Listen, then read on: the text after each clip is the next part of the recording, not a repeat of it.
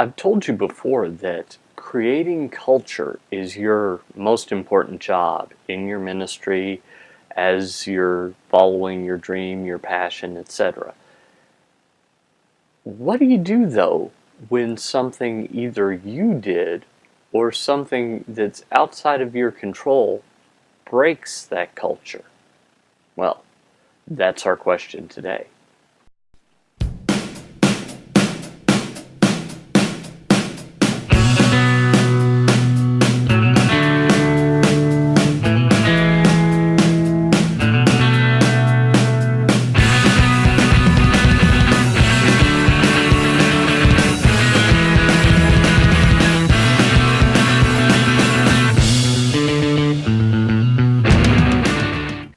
Hi everyone, and welcome again to another episode of the Eternity Changers Show. My name is Paul Allen Clifford and I'm your host, and this show is really all about you. It's all about you chasing your dream, following your calling, and becoming who you were always meant to be, but maybe you're just not quite there yet. If you have any questions or comments, feel free to drop them, either down below this video in the comments section, or drop me a line, paul@trinitydigitalmedia.com, or you can always hit me up on Twitter, Paul Allen Cliff, PaulAlanclif. So, what do you do when you've worked really hard to create a culture in your church, your ministry, your business, etc., and something breaks it? Let me tell you two stories about when this has happened to me. Not that I was the creator of the culture, but I was a part of the culture. Before I started what I'm doing right now, I had a corporate job. I worked in a cubicle doing tech support for a whole house audio video firm. And this company decided that it would make perfect sense to move the entire operation from Kentucky to California. So in doing that, they told us they were not going to give anyone raises for the higher standard of living out there, but that they were just going to, if you wanted to keep your job, you moved. If you didn't want to keep your job, they would replace you with someone out there. So, in my area in tech support, we had heard for years, even dating back before I got there, that we were top in the industry, that our customers loved us so much that they just couldn't believe how much time we spent with them, how knowledgeable we were, how it really helped the product to have us. By deciding to move, though, the company basically said the opposite. They said, you're not important. It doesn't matter that you have a life here. It doesn't matter that you have all this experience. We can find someone effectively for less money in a different state. That broke the culture. All of a sudden, we didn't feel important anymore. We didn't feel like what we did mattered. We didn't feel like we should try harder. We shouldn't let the team down. We felt like we can replace you. You're expendable. That was one situation. The other has happened very recently to me, and it still hurts quite a lot to talk about. At my church, we had a culture of really doing whatever it takes to reach people that were far from God. And we had a really strong leader and a really strong executive pastor. So the senior pastor and the executive pastor. Senior pastor was male, executive pastor female. You might be seeing where this is going. About a week ago today, as I'm recording this, we found out that they had been engaging in some inappropriate behavior together. Not a full-blown affair necessarily, but still stuff that their spouses wouldn't like. And so both of these people are suspended. That really kind of messed with the culture of I'll just follow what the leader says because, he's the leader. It really messed with the we can trust the people in charge mentality that had been built, because now we're starting to see that maybe sometimes we can't trust them.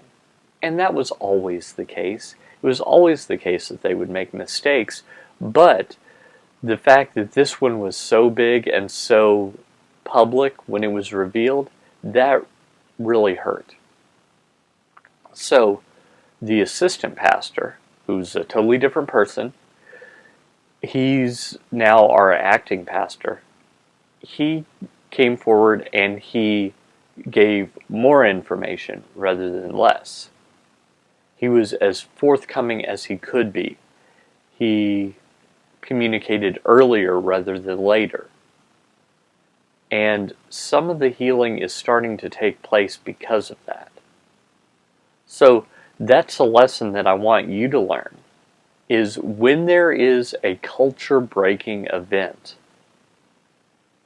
trust can only be built not through secrecy, but through openness. Trust can only be built by clarity. Trust can only be built by sharing rather than hiddenness. If it can be shared, it should be shared. It shouldn't be shared later, it should be shared earlier. The earlier it can be, the better. The leaders that weren't involved had an inkling that something was going on before this. It started to really be clear 3 or 4 days before it was revealed publicly. And they did as much as they could, as quickly as they could, to get that information out and about. So do you see how, while this hasn't fixed the culture, it's taken it back on steps to healing? If we were left to speculate about what had happened, if they just disappeared one day, then the speculation would be much worse. People might think that there was something financial involved, and we don't know that there was. They might think that there was something that is even worse that was involved, and we don't know that there was. So these things are very important, that when there is a culture-breaking event, that you deal with it quickly and decisively. You acknowledge it, you talk about it, and you do your best to rebuild. And a single discussion of it will not rebuild. Culture breaking is really, really devastating to a culture.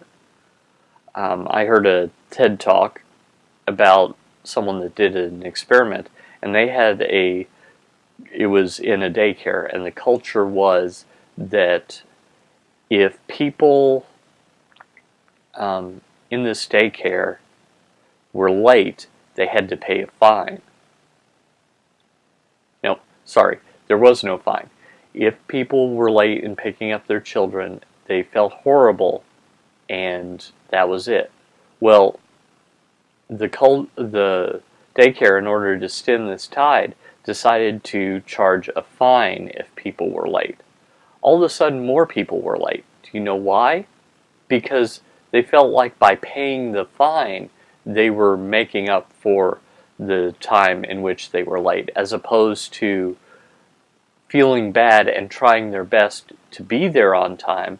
They felt like paying the fine made up for them being late. So the culture of the daycare, they thought, well, this isn't good. We're making more money in fine, but what we really want is the parents just to pick up their kids on time. So they dropped the fine, but it was too late. The culture had already been set. The parents didn't feel bad about being late anymore. Do you see how that's a problem? It would take a long time to build back the culture of parents doing everything that they could to be there on time because they didn't want to hurt those in the daycare. So, sometimes it takes a long time to build back up a culture. So it's actually much better to avoid culture-breaking events. If you see one coming and you can head it off at the pass, stop it, deal with it before it gets out, etc.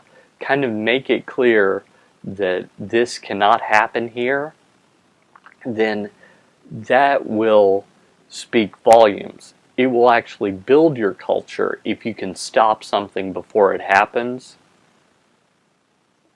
rather than dealing with something after it happens, or dealing with something catastrophic after it happens.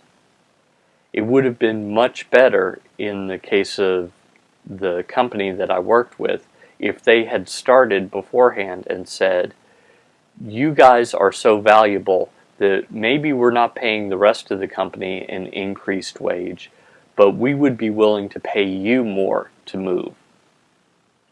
I don't think I would have moved, but it still would have instilled in me that I'm valuable.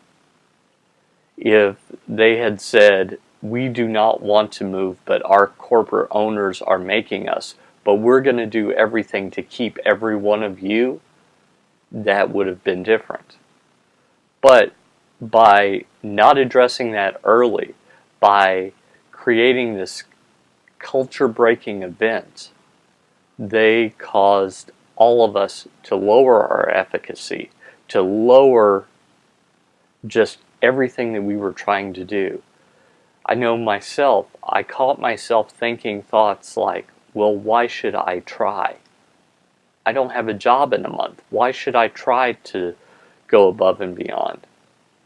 Now, I still went above and beyond, but it was harder to do. It wasn't my default anymore. It wasn't the, I can do this, I can help out the team, I can, etc., etc. It was, in fact, quite the opposite. So, here are your steps. Try and avoid culture-breaking events. Heading them off at the pass before they happen speaks a lot to your culture. Secondly, if one happens, deal with it honestly and clearly, sooner rather than later. Speak the truth and speak it over and over and over and over again. Thirdly, don't assume that just dealing with it is going to restore the culture immediately. It's not. It's going to take some time. Like the breaking of trust, it will take some time before you are able to go back into it, before you're able to bring it back to fruition. In the case of my church, it hasn't been fully dealt with yet because we don't know what's going to happen with these leaders that have fallen. The question is, there's really no good outcome, right? It can't be the way that it was before. Not really. People will always doubt. Even, if we remove them completely, people will say, well, I thought this was a church that you could be messed up in. I thought it was a church where you can be broken in, etc. So, there are, and basically, I'm glad that it's not my decision to make, because with a culture-breaking event like this, really the implications are so much more far-reaching than we would like them to be. And So that's why it's best to avoid one if you can. So, I really hope that helps you, and I hope that it helps you in your leadership as you're going out and changing eternity. Until next time, this is Paul Allen Clifford with TrinityDigitalMedia.com.